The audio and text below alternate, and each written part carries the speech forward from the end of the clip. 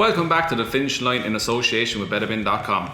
For all the latest offers from the world leading bookmakers, head over to betterwin.com. So now we're going on to day 3 of the Cheltenham Festival, and we're going to start off with the JLT Novice Chase. Who wants to take it? I'll go first, I don't mind. Go Dave. I actually like this race. I think there's a couple of nice horses in it. I like Defi Du Seuil, I like Lost in Translation. I think it'll be a good race to watch. But as is my way, I'll go a bit left field, and I'm going to go for Camelia de Cotte, Willie Mullins' mare. Don't know where she's going to run. Stink. She's clearly not going to run in the mare's race on the Tuesday. She doesn't seem to be entered, so he's been running over fences all year. I think she's actually really, really good. Another one of these mares that he gets from France that turns out to be unbelievably good. And at 16-1, I'll happily back her each way. Fair enough. Tom? Yeah, it's a good shout from Dave. Camelia de Cotte is a pretty decent mare. So it's not original, but Defi Du Seuil for me. He was very good in the City Isles. He beat Lost in Translation. He's won the Triumph. Put a line through last year. Philip Hobbs' horses were in terrible form. He ticks a lot of boxes, I think. He was impressive at the weekend, I thought. So he's not a great price, I don't think. But Fours. Yeah. Look, he'd do for me as a tip anyway. Yeah. Up until Saturday, I was Lost in Translation. I couldn't have Defi Du Seuil until then. He impressed me on Saturday. Yeah, he was good on Saturday.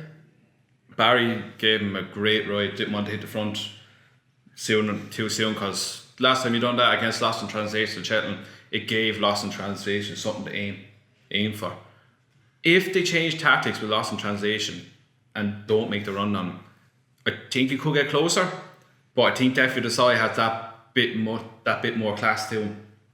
As you said, line through last year, Philip Hobbs' horses were cash. I'd be strong fancy on Defi Du Seuil after what I seen on Saturday Sandown. Perfect, yeah. 2 of us for Defi. Yeah, Defi and Camelia de Cotte. So next on to the Mayor's Novice Hurdle. Tom. Look, it looks. There's normally a standout from Willie Mullins in this, but there doesn't seem to be this year. I just threw one out there that I thought was impressive last day and had decent form in Ireland. Is Elusive Belle. She was second in listed bumper in Ireland for Pic D'Orhy before being bought by the Whaley Combs and sent to Nicky Henderson. I thought she was very impressive the last day. Galloped all the way to the line, won by about 20 lengths, I think. She could be one. I know who you're going to tip up, Andrew. Second, the Bromhead horse. And I know I went against her last day, and I know she was impressive, but I just don't know. She hasn't caught my imagination yet. But enough. Yeah, Elusive Belle is an each way show for me. Where is she? She's about Gosh. 4 favourite or something. 10s, 12s. 10s, yeah. That's not bad. Dave? I'd be the same as Tom on Honeysuckle. I don't know, she's not a standout like the standouts have been for the last couple of years. She's good.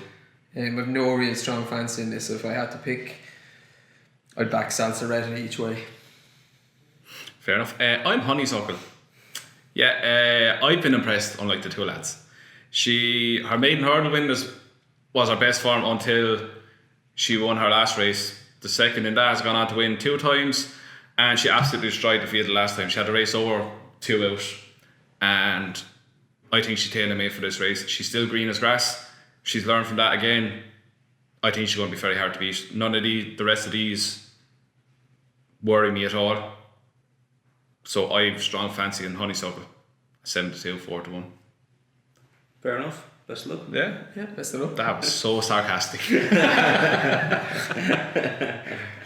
Right, so I'm Honeysuckle, Salsaretta, Yeah. and Elusive Belle.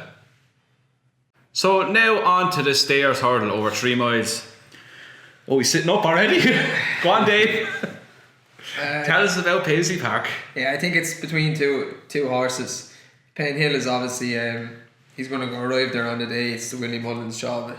He's done it last year, one day only for Penn Hill kind of thing, and he goes there with a great shout. But to me, it's hard to compare a horse, but the great staying hurdler. So, and I actually really like this race. A lot of people don't like this race, but I really like this race. It's a door staying kind of race, and usually the best horse will come to the fore. Some of the older years gone by staying hurdlers always hit a flat spot. They hit a flat spot and they jump back on the bridle and keep going and put lengths between themselves and other horses. They're a bit monkeyish as well. They kind of have a look around, flick the ears. He reminds me of those kind of horses, England's Trevor, Big Bucks. It's hard to compare horses to Big Bucks. He was so good, but the last day in the Cleeve, he actually reminded me of Big Bucks. I thought he was beaten coming around the top of the hill around the corner, and the next minute he just took off and he won. They won handstands. So it's between the two of them, but I'd happily back Paisley Park. I've been on him all year, so I'm not going to desert. Tom? Yeah, I'm with Paisley Park, and a bit what Dave said there about Penn Hill. He's just going to turn up one day in mind. He was impressive enough last year, but Paisley Park for me has improved all year, and I love the way that he just seems to not do a tap, and you have to grab a hold of him, and it's almost like, and then the last day in the Cleeve when he cut through them, it was almost like he was just in second gear. Yeah. And And then then he just shone into the race. He kind of had to go forward, and he went, oh, okay. But even as he went through them, he didn't look like he was flat out or anything. No, Aidan Coleman looked just flicking at him. He just looks like he's in a different grade to these lot. Like, I mean, all of those are, I mean, they're the English ones. He's going to beat all of those. Yeah. Ireland hasn't got much to offer for it, I don't think, apart from Penn Hill.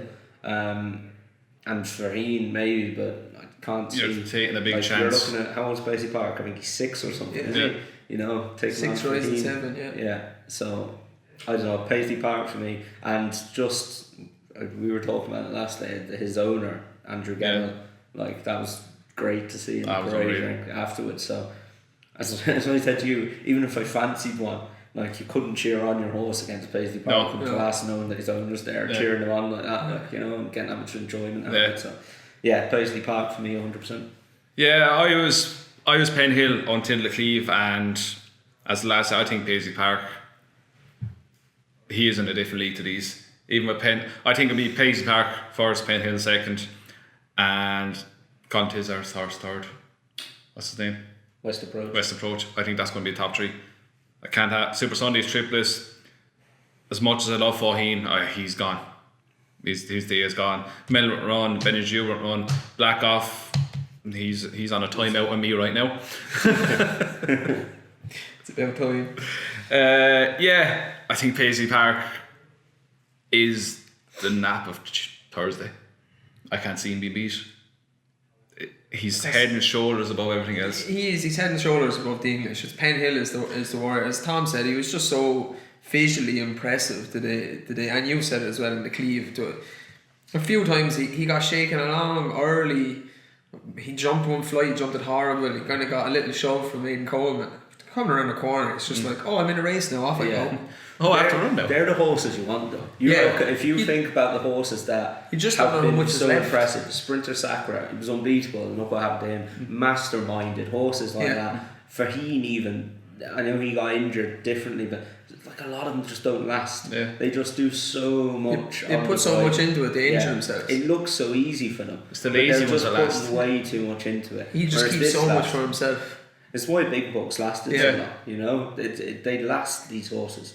The bridle horses that win by 20 lengths galloping into the bridle the whole race. They're putting so much effort into it. Yeah, I'm strong on Paisley Park. Yeah, Paisley Park clean sweep. Yeah. So now we're on to the Ryanair Chase. The race where if you're not good enough for 2 miles you run, if you can't stay 3 miles you run this. Eeny meeny Tom. Or if you don't want to face Altior. Yeah. Which is like what I think Ruby's been saying all year about Min. He said, or I think he said it. Did he say about Min or Footpath? He said we're going to go wherever Altior is going. We're not going to go wherever Altior goes. They want to stay away from him. I actually like this for Min. I think 2.5 miles for Min is right. I think what he wants. If you look at his form as well, I mean, he was second to him in the Supreme. I really fancied him for the Supreme, and like, you know, he's he's just gonna have it his own way in this. I think. I think he'll get a lead. I don't know. The other thing is what I was looking at. Who's going to run in this? You got a list here. Frodon. They're going to go for the Gold Cup. What? Yeah, they're 100% going for the Gold Cup. They are, yeah. Really? Yeah, they're going for the Gold Cup. Fruit cakes. So they're going for the Gold Cup. Monolly. Should be running this. Probably will run this. Footpad. You imagine they're going to split him and Min up. Yeah. Waiting patiently. I imagine they'll go for the Gold Cup. They'd be silly not to after giving away last year, really. Yeah, the way he was last year, Yeah. they saved him for the King George at Christmas.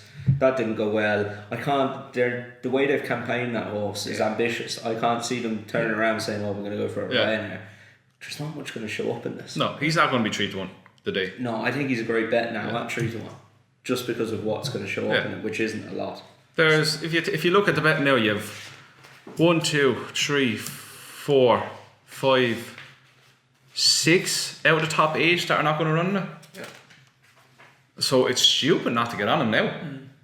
And most places are gone down run their money back on the Ryanair now as well.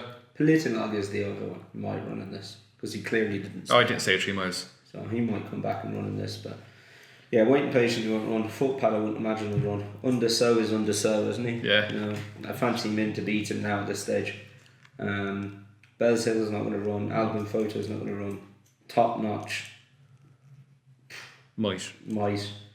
Fox Norton No. might go and pick up some prize money in the Queen Mother. Yeah.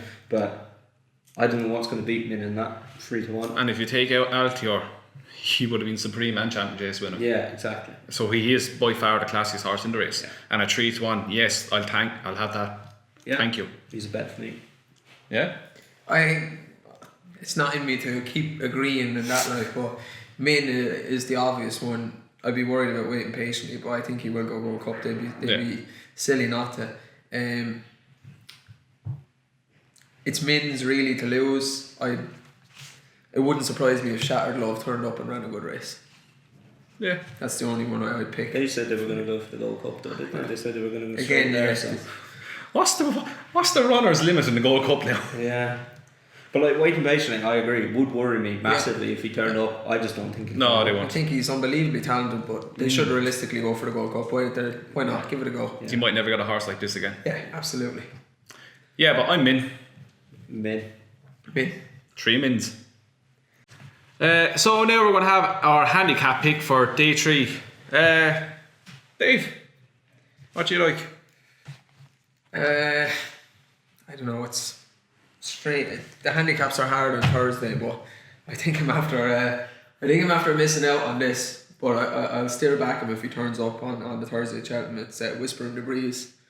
He won. Stop looking at my notes with you. He won yesterday. I'm after backing him a few times. You didn't back him yesterday? And I didn't back him yesterday.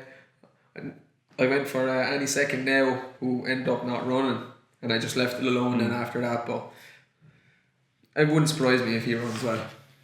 So I'd stick with him. Yeah, Whispering the Reeves was impressive yesterday. One I'd throw out. I don't know where he's going to run yet, or if he's going to run. He's entered in the Potemps and a couple of other. He's eligible for the Potemps, I should say, and a few other races. Is a horse called The Clock Is Ticking. Yes.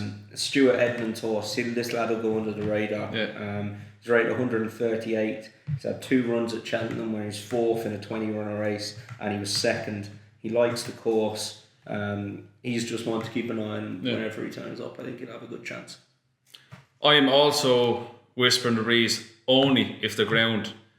Well, this is going to sound shit because the ground's not going to be like it was yesterday at Cheltenham. Let's be realistic. Yeah. Jessica Harrington came out and said it needs proper good ground. But if there's a freak that ends up being proper good ground, I think you'd have a huge chance. But that's just throwing it out there at the handicaps.